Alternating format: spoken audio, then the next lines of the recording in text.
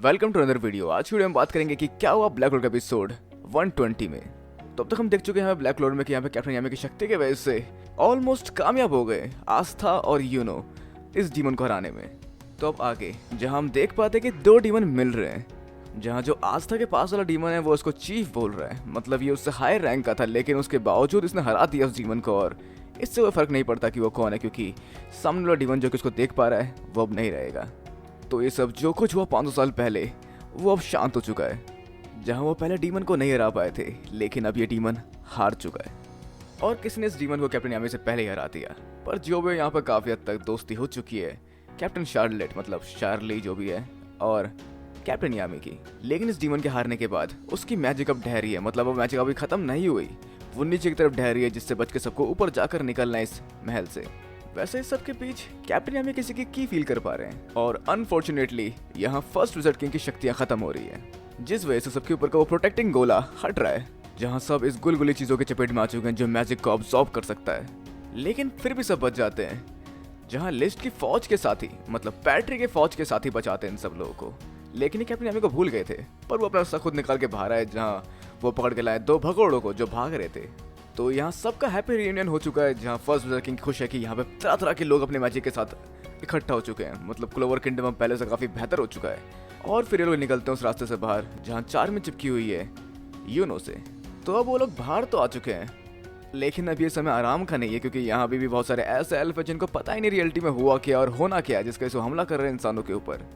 तो उन्हें रोकने का बहुत सारा तरीका है, जैसे कि इनको नॉकआउट करना, हाँ लेकिन थोड़ा मुश्किल है, और या फिर ये हो सकता है लिस्ट और वेंजेंस की शक्तियों के साथ। तो ये समय आ चुका है पैट्री का कि वो कह दे अलविदा वेंजेंस के शरीर को। तो यहाँ वेंजेंस आ चुका है और वो फील कर पा रहा है कि पैट्री की आत्मा को शांति मिल चुकी है, मतलब उसका जो नफरत था इंसानों को लेकर और सारा गुस्सा था अब शांत हो चुका है। अब बारी थी इन सबको नॉर्मल करने की, जहाँ शक्ति मिलाई वेंजेंस और लिस्ट ने, और जिस मूव का नाम पड़ा combo spell demon डुएलर sword spirit light tree. तो वैसे ये मूव तो अब तक सब एल्फ तक कनेक्ट हो चुका है, लेकिन इसमें एक चीज़ की कमी है और वो है एंटी मैजिक की, जिसके वजह से री इनकारनेशन मैजिक को रिवर्ट किया जा सकता है। और इस तरह से तलवार को सिड़ दिया आस्था ने इस मैजिक के अंदर, और फिर सब तक पहुंच पाई वो एंटी मैजिक शक्तियाँ, जिससे री इनकारनेशन मैजिक रिवर्ट हो गया और सभी एल्फ की आत्माओं को भिन्न भिन्न तरीक़ों से शांति मिल गई और अब काफ़ी हद तक वो लोग शांत हैं। और ये मैजिक देखने में सच में काफ़ी शानदार लगता है, जहाँ पर क्लोवर किंगडम के सभी लोग इसे देख सकते हैं। तो यहाँ लिस्ट भी जा रहा है, लेकिन राया, फाना और वैटो नहीं जा सकते, क्योंकि उनका शरीर किसी और के शरीर या फिर डबल आत्मा के साथ नहीं बसा हुआ, उनके शरीर में सिंगल आत्मा है, जिसके वजह से वो अब यहीं रहेंगे। और शार्ली भी अलविदा कह चुकी है कैप्टन शार्लेट की बॉडी से, और वो भी जान चुके कि यहाँ पर वो इतनी ज़्यादा ऑकवर्ड नहीं है जितनी कैप्टन शार्लेट है, क्योंकि वो प्यार करते हैं कैप्टन यामी से, लेकिन कभी कह नहीं पाती। तो इस सब के दौरान अब लिस्ट को भी अलविदा कहना है। पर हम एक चीज़ जान पाए कि जो आत्मा यूनो के शरीर के अंदर थी वो थी लिस्ट के बेटे की, जिसकी वजह से लिस्ट को मौका मिल पाया अपने बेटे के साथ मिलकर लड़ने का। और अब यहाँ पर वो 4 लीफ क्लोवर है यूनो की, जिसे मिलता है लक। और हाँ, वैसे यूनो लिस्ट का बेटा नहीं हो सकता, क्योंकि उसका बेटा शायद 500 साल पहले मर चुका, तो अब तक बचे रहने का कोई सवाल ही नहीं उठता। तो वो छोटी सी आत्मा यूनो के शरीर में गई, जिसको उसने कंट्रोल किया और उसके साथ मिलकर वो अपनी शक्ति बढ़ा पाया एल्फ फॉर्म में रहते हुए। तो इस तरह से सभी एल्फ हंसी खुशी वहाँ से जा पाए।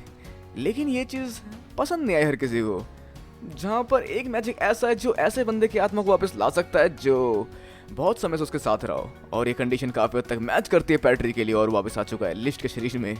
तो पैट्री उसकी गुस्से को एक्सेप्ट करता है, और इस सब के बाद जब वो बहुत ज़्यादा गुस्सा कर चुका है पैट्री पे, वो मान लेता है कि तुमने बहुत अच्छा किया और मुझे अपने सारे बुरे कर्म का प्रायश्चित करने के लिए रुकना पड़ेगा। भले वो लिस्ट से मिलकर उससे बात करना चाहता हो, लेकिन अब वो नहीं कर पाएगा और उसे अपने सारे बुरे कर्म को मतलब बदलना पड़ेगा, और जो भी उसको यहाँ भुगतना पड़ेगा, मतलब जिसके लिए वो भी काफ़ी हद तक तैयार है। तो देखते हैं कि क्या करता है पैट्री यहाँ पर रहकर।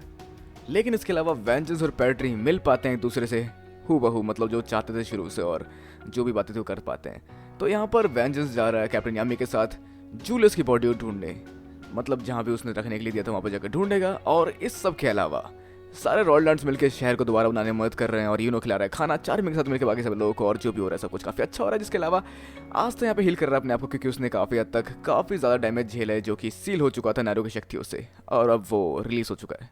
तो वैसे मिमोसा और नोलिल का एक सवाल होता है कि ये जो बंदा है ये काफ़ी हद तक फर्स्ट विज़र्ड किंग की तरह लग रहा है, और ये बिल्कुल वही है जो कि आस्था का जवाब था। और साथ में जो लड़की है वो नैरो है, जो चिड़िया हुआ करती थी, जो मानना थोड़ा मुश्किल था इन लोगों के लिए, लेकिन नैरो ने खुद भी चीज़ क्लियर कर दी कि वो नैरो ही है। और आस्था हमेशा से जानता था कि नैरो बहुत कमाल की चिड़िया है और वो इंसान में बदल सकती है, लेकिन वो इंसान ही थी जो चिड़िया में बदल गई थी। और उसने ये सब पहले आस्था को इसलिए नहीं बताया क्योंकि शैडो पैलेस के आने से पहले वो नहीं बोल सकती थी। और फिर आस्था और नैरो की खींचातानी, जिसको देख के नोलिल काफ़ी हद तक थोड़ी सी जेलस है, या फिर काफ़ी ज़्यादा जेलस है। तो आपका क्या मानना है नोलिल की जेलसी के बारे में? इसको 1 से लेकर 10 तक के बीच में स्कोर दीजिए। लेकिन जो भी हो, इसके अलावा हम आगे यहाँ पे देख पाते हैं कि फर्स्ट बर्जर किंग की मूर्तियाँ टूट रही है और वो बिखर रहे हैं टुकड़ों में, जिसके साथ साथ वो अलविदा कह रहे हैं इन सबको और काफ़ी हद तक खुश है कि वो कामयाब हो पाए उस डीमन को हराने में, और उसके अलावा अपने आगे वाले डिसेंडेंट से भी मिल पाए और देख पाए कि कितना बेहतर बन चुका क्लोरो किंगडम पहले के मुकाबले और कितना कम भेदभाव रह गया उन सबके बीच। लेकिन नैरो सबसे काफ़ी उदास है। वैसे नैरो और फर्स्ट बर्जर किंग की कहानी काफ़ी हद तक हैप्पी प्रिंस की कहानी की तरह लगती है, जहाँ प्रिंस की स्टैचू था जो कि बोल सकता था और अपनी आँख की मोती दान कर देता गरीबों में, ताकि वो लोग खुशी से अपनी ज़िंदगी जी सके, और वो चिड़िया उसके लिए सारा काम करती है। मतलब स्टोरी थोड़ी सी अलग है लेकिन काफ़ी हद तक इससे मैच करती हुई है। तो उसके बाद हम आगे बढ़ते हैं कैप्टन यामी की तरफ, जहाँ वो देख पाते हैं कि वो बॉडी जूलियस की जो कि वहाँ होनी चाहिए थी वहाँ नहीं है। लेकिन तभी पीछे से एक जानी पहचानी मैजिक उन्हें फील होती है और विज़र्ड किंग के कपड़ों में एक बच्चा उनके सामने आता है। 1 सेकंड, ये जूलियस ही है? तो ये सब काफ़ी हद तक कंफ्यूजिंग है जनता के लिए, लेकिन हम देखते हैं क्या लेकर आता है इसका प्रीव्यू। तो अगले एपिसोड के प्रीव्यू में हम देख सकते हैं कि यहाँ पर जूलियस बच्चे वाले रूप में सबके सामने कुछ मांग रहा है, और उसके अलावा यहाँ पे सामने आस्था, नोलिल और नैरो खड़ी है, और नैरो दोबारा सर पे आ चुकी है आस्था के। वैसे शायद एक पल को मैं ये मान लेता कि नैरो ने जिंदा करा है जूलियस को, जिसके वजह से यहाँ पर वो चिड़िया बन गई, लेकिन वो इंसान थी और जूलियस के सामने थी और उसके बाद वो चिड़िया बन गई। मतलब जहाँ वो चिड़िया बन के बोल भी रही है शायद, तो शायद वो चिड़िया और इंसान दोनों काफ़ी आसानी से बन सकती है। और जो भी हो सकता है वो अगले एपिसोड में देख पाएंगे, जो काफ़ी सारी चीज़ें कंफ्यूजिंग है हम सब के लिए। वैसे अब आपको क्या लगता है क्या हो सकता है ब्लैक रोड का एपिसोड 121 में? अपने विचार हमें नीचे कमेंट बॉक्स में बताना बिल्कुल, और साथ साथ वीडियो लाइक शेयर और चैनल को सब्सक्राइब करना बिल्कुल। मिलते हैं अगली वीडियो में। Sayonara and have a nice day.